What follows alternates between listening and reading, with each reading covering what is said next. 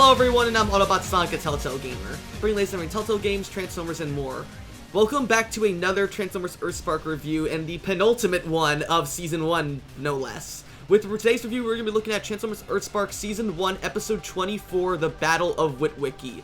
Now, after the last episode with Stowaway sort of kickstarted the end of EarthSpark Season 1, this episode really gets the endgame of EarthSpark rolling, where so many plot threads finally get a resolution in this episode, or we get the conclusion, or I guess like the ultimate, the climax of it, essentially. I really think that this, with the majority of episodes 25 and 26, is the climax of EarthSpark, and to see everything that's been building up over the past 23 episodes come to a head in this one, such as everything, this is pretty much like the big finale for the Ghost storyline in EarthSpark, and I think in terms of after having been built up over the past 23 episodes, like, oh, what are Agent Croft and Schloeder's true motivations? What is Ghost really going to be about? Are they good? Are they bad? And are they ever going to find out about Twitch and Thrash? And if they do, what's going to happen? We finally get all those answers and more in this episode, and I couldn't have asked for a better conclusion to Ghost's storyline with this episode. It's such a both satisfying and entertaining episode, and is easily one of my favorites in the entire series so far. So we're going to go ahead and see what made this episode so awesome, in my opinion. Episode 24 starts off surprisingly not following up on the Shockwave cliffhanger we got at the end of the last episode, Stowaways, at least not at the beginning. The episode instead starts off at the Space Bridge room where we saw Bumblebee, Schloeder, Robbie, Twitch, Thrash, and Nightshade battling Croft and all her Goids at the end of the last episode, where Croft is seen cleaning up a bunch of the Goids that were destroyed during that battle, and actually she's getting ready to pretty much go to war with the Terrans, as we see her actually outfitted in a full Ghost armor set, very similar to the ones her other agents and Goids wear.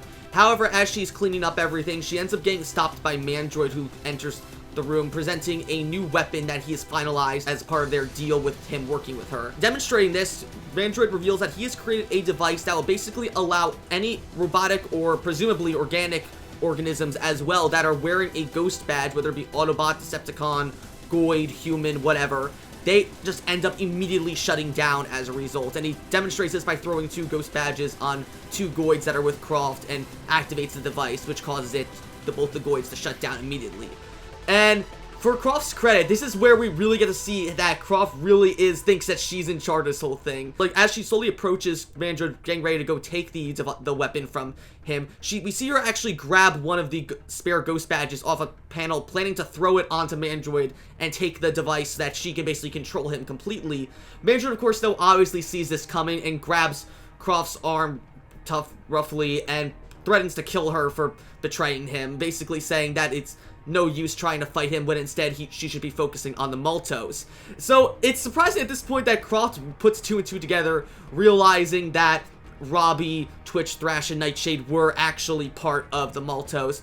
But based on a comment she says later in this episode, I'm not sure where she gets the implication that there were 5 Terrans, because to my knowledge, Croft's never seen Hashtag or Jawbreaker. She might know of Hashtag based off reviewing security footage back from Hashtag Oops, but she wouldn't know anything about Jawbreaker to my knowledge. She should only really know about Twitch, Thrash, Nightshade, and Hashtag.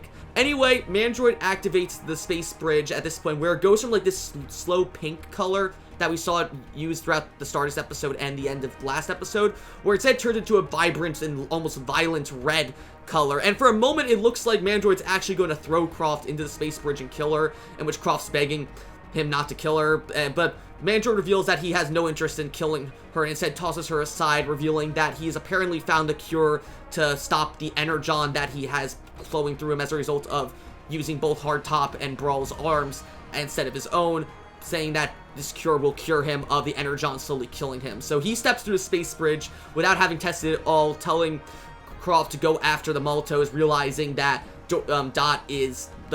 Dot is in on the whole thing and knows that the Terrans exist. So with this new information, Mandroid leaves the Ghost base through the Space Bridge, leaving Croft alone with the weapon that he created for her, and that will come back into play at the end of this episode.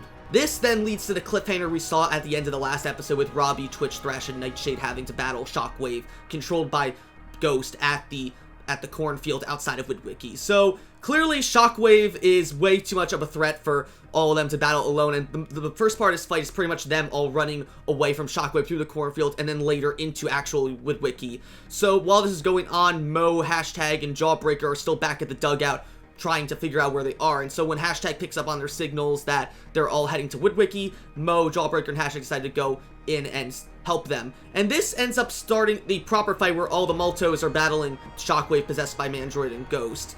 With this fight though, I am a little bit confused as to how Ghost has such a presence in this fight when literally Grimlock and was causing chaos in Witwicky just a few episodes ago and back in episode 19, and Jawbreaker, Alita, Hashtag, and Mo were pretty much destroying the whole town trying to stop Grimlock back in the episode. So how come Ghost wasn't alerted to that happening, but yet the second Shockwave ends up coming in, it's a big deal? Like, it's such a small nitpick because this fight is so entertaining, but where's the logic in this, EarthSpark? How come Ghost wasn't there during episode 19? Maybe that's how Croft knows about Jawbreaker, but I digress. Anyway, the fight ends up completely obliterating the main square of Witwicky, and we see actually Twitch and Thrash try to save a few civilians running away in the process. And I love this one point where there's actually a ghost agent undercover at Witwicky, so Thrash ends up saving him not knowing he's a ghost agent.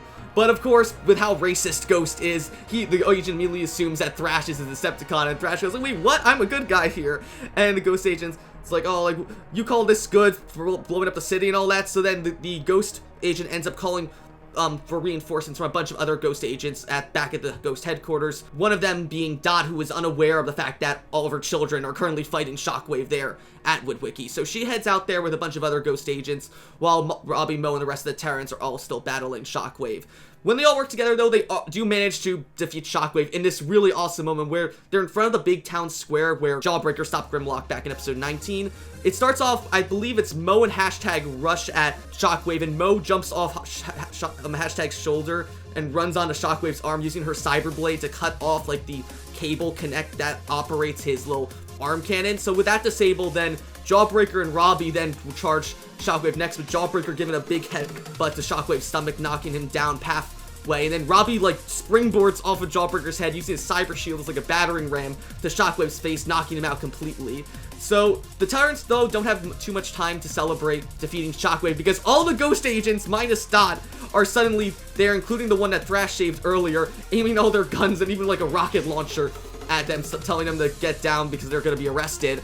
And so even though Twitch and Thrash try to argue with the ghost agents that they were just trying to help and stop Shockwave, they clearly have no interest. And I just love that this analogy between Ghost and the Terrans, how sadly it's a real world, very reflective of how authority figures treat many minorities in today's world, especially in the US. And it's a really sad but also realistic interpretation of that, how minorities are often stereotyped with such racial prejudices like these Terrans are with Ghost. So not wanting to argue with Twitch and Thrash, the ghost agent ends up actually shooting a rocket at Thrash, but he manages to deflect it with his sidecar shield. However, the rocket ends up bouncing off his shield and ends up getting really close to Dot, who's trying to head towards him in her own ghost van. The rocket doesn't hit her, thankfully, but it does hit the road right in front of her, creating a giant crater that car falls into. Somehow, I guess Alex ended up being there too. Maybe Dot called him on the way to help, on the way to Witwicky, realizing that perhaps Robbie, Mo, and the rest of the Terrans could be in danger. So Alex notices Dot fall into the crater caused by the RPG, worried that she's hurt, but then she says she's fine and tells him to go save the rest of their kids. So Alex pulls up in his car, telling Robbie, Mo, and everyone else that they need to head back to the Malto homestead. And just as they're about to do this, all the ghost agents, without any hesitation, start opening fire on him and the rest of his kids. Like, Jesus, Ghost, like, we went from being, like, sort of, like, comically but serious characters like Agent Schloeder earlier this season, and now we've got them going full police brutality on Alex and the rest of the Maltos. It's such a stark contrast, but considering this is like the big episode where Ghost's true intentions are finally known, to see like the real Ghost actually be fully shown in this episode, I think is really, really cool to see, and it's nice to see just how these prejudices are reflected in EarthSpark's world. the Maltos end up getting back to the dugout, even carrying Shockwave's unconscious body the whole time, and I absolutely love this scene that happens, because there's so many parts to it that each thing has a part that I love about it. So the first part we have is Nightshade and Hashtag are mulling over, wondering what they're gonna do with Shockwave, considering not only did he try to kill them all back in episode 16, but also is it right to remove the mind control chip that's on his shoulder, given that all he did to try and kill him back in episode 16. So at first it seems as though Twitch doesn't actually want to remove the chip, considering that, as I stated, that Shockwave is a really dangerous Decepticon, they shouldn't do it, but Nightshade and Hashtag actually argue, even Jawbreaker 2 later, that they should remove it, with Nightshade mentioning that all Decepticons deserve a second chance, which is very true to what they believed after Dot told them about Tarantulas and Megatron back in episode 13, and not only so that, but also Hashtag saying that she wouldn't wish being mind controlled by Mandroid or Ghost by anyone else after she was mind controlled by him in episodes 17 and 18, which is also a nice thing too, that she is sympathetic towards Shockwave considering her relationship with Starscream we saw back in episode 21. It's so cool to see all these small little moments that have occurred between all these Terrans throughout the entire season have led to them giving their own unique unique thoughts as to how Shockwave should be dealt with in the scene, where Twitch, who hasn't really had a good experience with Decepticons, with the exception of Megatron, is against releasing Shockwave, but the fact that Nightshade and Hashtag have both had positive interactions with Decepticons, with Nightshade with Tarantulas and Hashtag with Starscream, the fact that they campaigned to have Nightshade remove the mind control chip on Shockwave, I think is really cool, and that's even further added by Jawbreaker, who is just such a sweetheart in general, so he wants to get rid of the mind control chip as well. But then we get another scene with Twitch and Thrash, where Thrash is just totally depressed after having had left Dot behind in the main Witwicky square after Ghost turned on them, where he believes that perhaps that there's no point in trying to fight anymore, because no matter what they do, humanity's always going to hate Cybertronians for what happened in the war, which is, of course, a reference to how he felt back in episode 14, where he again stressed this to Megatron, that why should it be his and the rest of his siblings' responsibility to clean up the mess that he made as the leader of Decepticons. And so while it seemed as though Mo was able to talk to him about basically saying that, hey, he's not wanting us to clean up his mess, Megatron wants us to just do better than he did. I still like this point that Thrash is sort of having a very small regression here. Not to the point that he totally goes back on what Mo told him in that episode, just that he's just still feeling a little hopeless after he saw how that one Ghost agent and the rest of Ghost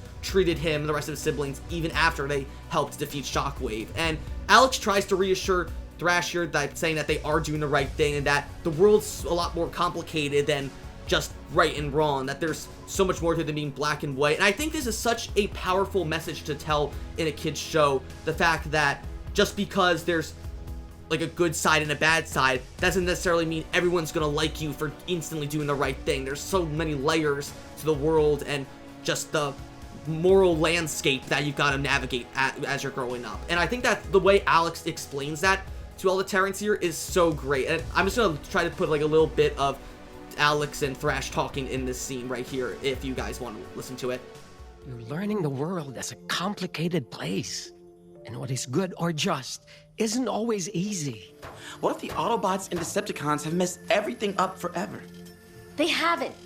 Their war is over, but we're still dealing with it. Their conversation is interrupted, though, by Shockwave waking up after Nightshade manages to remove the mind control chip on his shoulder, where he doesn't attack any Terrans, but is instead looking for Croft, because apparently the two of them had a conversation after he was arrested by Megatron at the end of episode 16. So after Shockwave basically does a little scan of Witwicky trying to contact both Croft and the rest of the Autobot Decepticons, he reveals to the Terrans that apparently he and Croft had some sort of deal, and she ended up betraying him. We don't get any clear explanation as to what that deal is particularly, but my guess is it might have been something very similar to the deal that Croft had with Megatron and Optimus and the rest of the Autobots, where essentially perhaps Croft was going to broker some kind of deal with Shockwave in an attempt for him to basically become a willing slave to her. Shockwave tries to get out a distress signal, but it's no good, not even for Hashtag either, as she reveals that apparently Croft has put up a whole signal jammer across the entirety of Witwicky, allowing no communications to get out.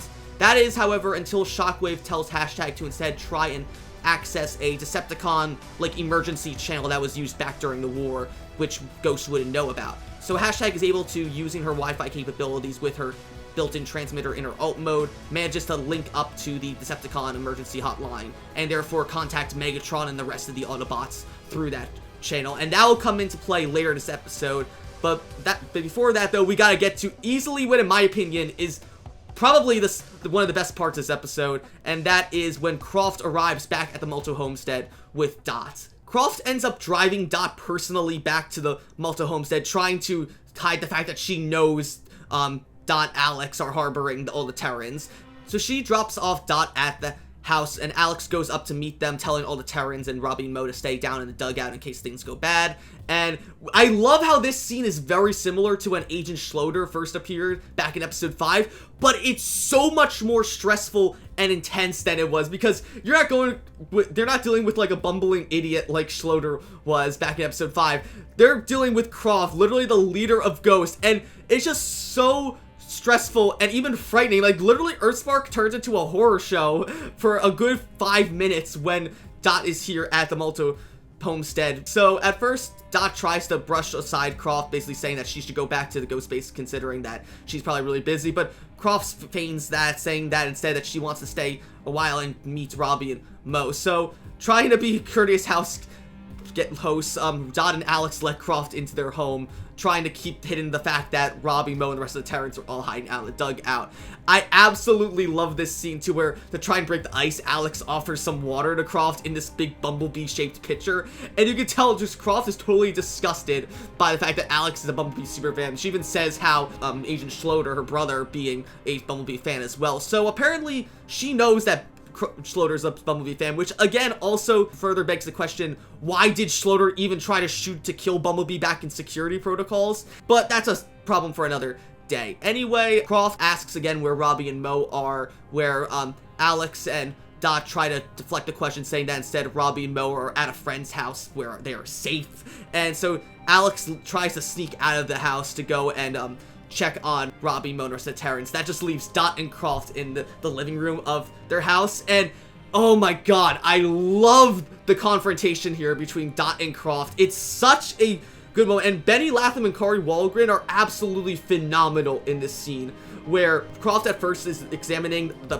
portrait of Dot and Megatron, and Mo was showing to her back in episode 4, where she remarks on how close Dot is with not only Megatron, but the rest of Cybertronians as well. And so while Dot tries to brush it off and saying that, well, she has a strong relationship with Megatron, Optimus, and the rest of the Autobots, her main priority are her 2 kids. And that's when Croft tries to correct Dot here, saying that, oh, but you don't have 2 kids, you have 5 other Cybertronian kids. And this is where everything goes wrong. So as soon as Croft mentions this, a huge ghost convoy ends up coming onto the Malto homestead, arresting Alex and being picked up by the dugout security systems. So as Twitch and everyone in the dugout watches all these Goids arrest Alex, Twitch realizes that they gotta go out and help stop Croft from arresting Dot and Alex without having to wait around for the Autobots and Decepticons to come help them out. So while they're doing that and getting ready to go and fight all the Goids, we cut back to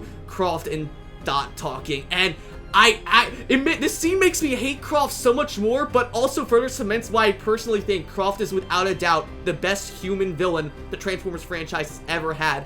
And that's only further strengthened by just how amazing Kari Wahlgren plays her just so well. The fact that she plays such this uptight, stuck-up bitch of a character, it makes you want to hate her so much, but literally, that's why she's such a great character. She's so easily hateable, and the fact that she's so bigoted against Cybertron, she literally even makes a comment to Dot where she literally says, oh, we can't have undocumented robots running around Earth. Like, Jesus Christ, the similarities to real-life governments handling minorities is so on the nose. I love just how unapologetically realistic EarthSpark is in depicting just how corrupt governments can be and just bigoted towards racial minorities. It's just so good. Like, literally, I'm gonna have to try and play this scene between Dot and Croft as much as I can without getting a copyright claim, because it's just so good, and the music only makes it seem so much better. They did such a fantastic job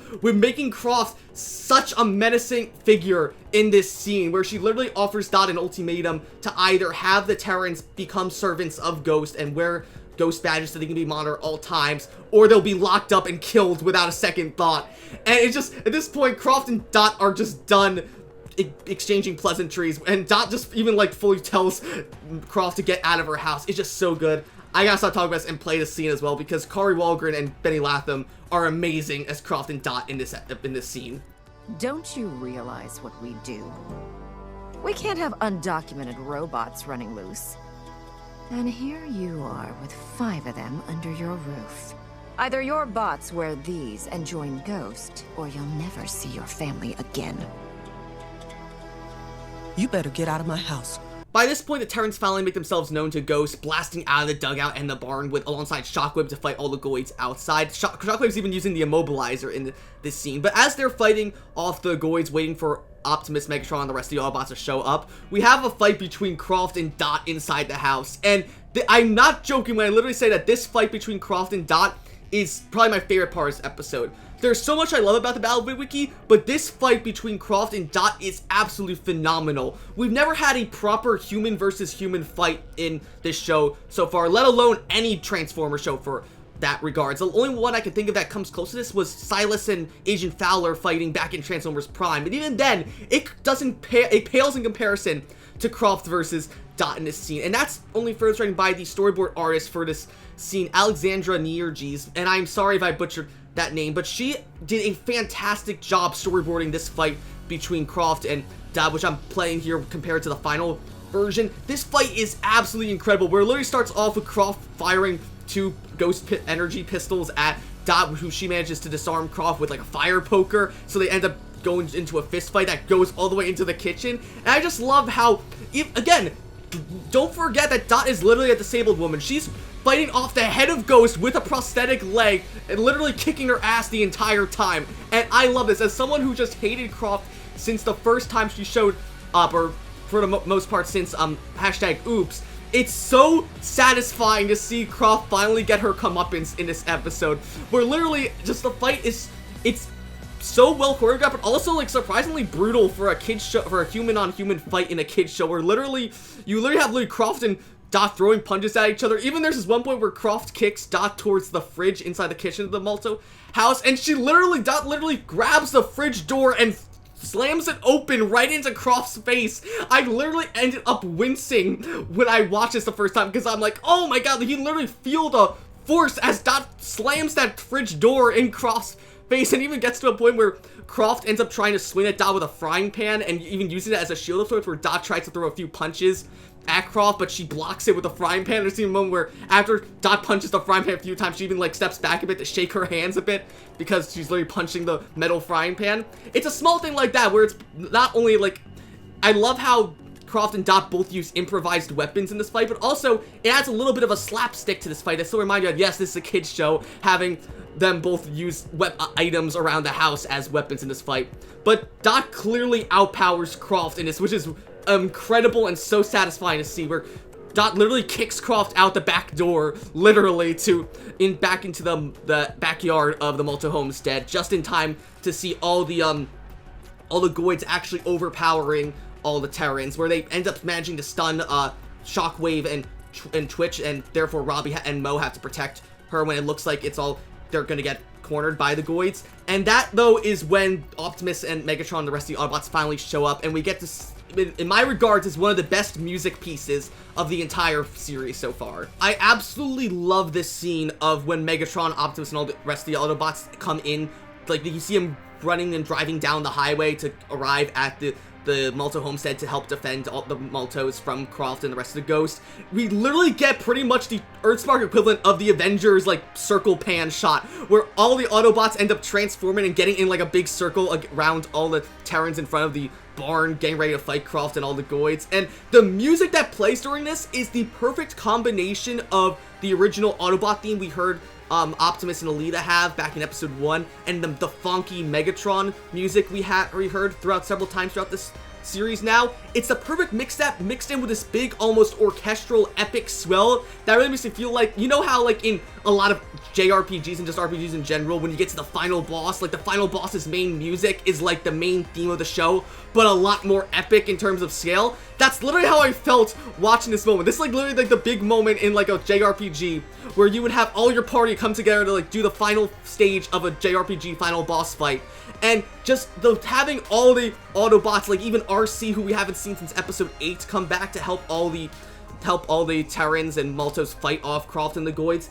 It's so satisfying to see, and to watch all of them fight the Goids, it's so awesome. Like, we literally get points where so many characters that we've seen interact through in small bits throughout this series finally work together, and it's so satisfying. A few highlights I can think of off the top of my head are with Jawbreaker and Grimlock actually fighting side by side in Dinobot mode, with Grimlock even complimenting Jawbreaker on how much he's mastered his Dinobot alt mode. We even get to see a part where Wheeljack's getting attacked by a few Goids and Twitch saves him, even calling him Dad too, like she did back in episode 6. We even get to see RC do a little bit, well, even though she doesn't really partner up with anyone. Well, she does a bit with Alita, but none of the Terrans she really partners up with. It's great to see RC do more after she really didn't do anything past episode 8. We even get to see her use this Energon pistol that I love how it's stylized like her own alt mode, where it carries the same 50s aesthetic. It literally, I legit had to do a double take because her pistol literally looks like the ray gun from Call of Duty Zombies, like the ray gun Mark II, and I love the design of it, keeping that 50s aesthetic that RC or EarthSpark RC seems to have. Even Alita getting a few shots in on some Goids with her Energon pistols, and even, of course, Optimus and Megatron back-to-back using their axe and flail combos respectively. It's just so good to see, and it's great to see, like, after all the Autobots and Megatron battling. We even get a moment between Megatron and Shockwave where even they're on good terms now, where Megatron actually commends Shockwave for thinking of using the Decepticon emergency hotline to radio him and the rest of the Autobots, with Croft using the signal jammer to cut off all communications.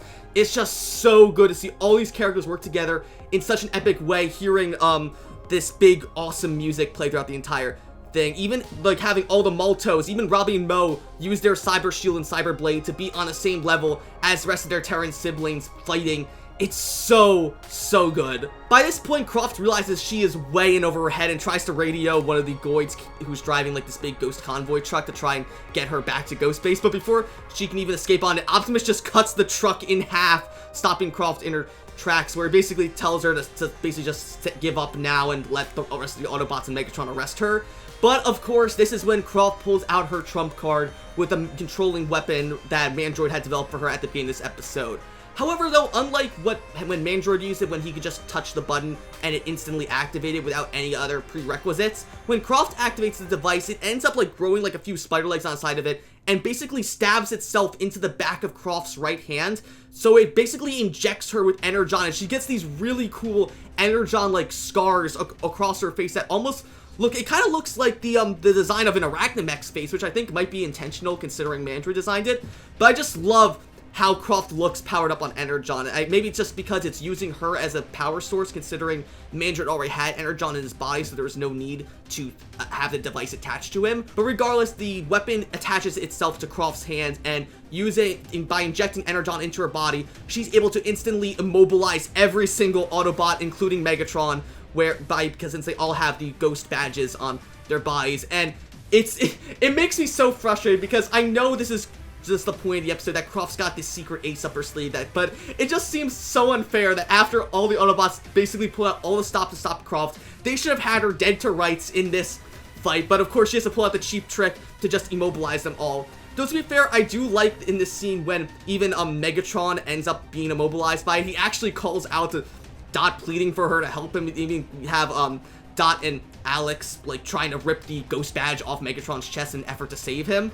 But of course, it's no use, and all the Autobots and Megatron end up getting shut down with Croft's weapon. I did forget to mention also in this scene how even Dot and Alex get to do stuff in this, where we have Dot shooting at a bunch of Goids with one of her ghost rifles, and even Alex manages to disarm one Goid with his Kali sticks. It was so good how everyone in this scene got to do something. No one felt like they were underutilized in this fight, and I love that. So Croft at this point, after being injected with Energon, watches as all the Autobots and Megatron end up shutting down, and Shockwave ends up getting restrained by a bunch of Goids with the same, like, energy whips we've seen Mandroid use on Megatron and Bumblebee earlier on in the series. So that just leaves Robbie, Mo, and the rest of the Terrans all back-to-back now as Croft stands over everyone with all her Goids, where she basically says that, oh, like, all Cybertronians know is to destroy, and that we gotta kill them before they destroy our world, too. Because even though Dot and Alex try to plead with Croft to get her to stop it, because this isn't what Ghost is about, that they should be forging an alliance between humans and Cybertronians, Croft just totally rejects at this point. She's so over Cybertronians and just doesn't want anything to do with them. However, before she can order all the Goids to kill the Maltos and Terrans, suddenly a big storm cloud opens, and almost what looks like a space bridge opens up in the sky. So a big lightning bolt ends up shocking the ground in front of all the Terrans and Croft and Maltos. And out comes this big Sharkticon quintessence-like figure with 4 alien arms standing out at its sides, and a face that resembles the faces of Mandroid's arachnamechs. And surprise, surprise, we hear Mandroid's voice coming out of this big creature saying that it's good to be home. And what does this mean with Mandroid? You'll have to wait and see for next week when I'll be covering the Season 1 finale of Transformers EarthSpark. And so that was my review of Transformers EarthSpark Season 1 Episode 24, The Battle of Witwicky. I don't think it goes without saying that easily this episode gets a 10 out of 10. A fantastic episode, perfect conclusion to Ghost's story about just having them all really show their true colors now, going after the rest of the Maltos and Terrans. The big final fight with all the Maltos battling Croft and Ghost, especially Croft versus Dot in the house, and then all the Autobots coming together in a big Avengers Endgame-like moment where all of them battle all the Goids. It's just so good. And then the big surprise reveal at the end of Mandroid leading into the Season 1 finale of EarthSpark. It's absolutely fantastic, and I think sets up the final episode of EarthSpark Season 1 perfectly. That's going to be a finished review, and I will mark your calendars, because I will be back next week with the final review of Transformers EarthSpark Season 1, with the Season 1 finale, episodes 25 and 26, The Last Hope, parts 1 and 2. If you're excited for me to talk about the Season 1 finale of EarthSpark, be sure to like, comment, and of course subscribe, and I will see you guys later.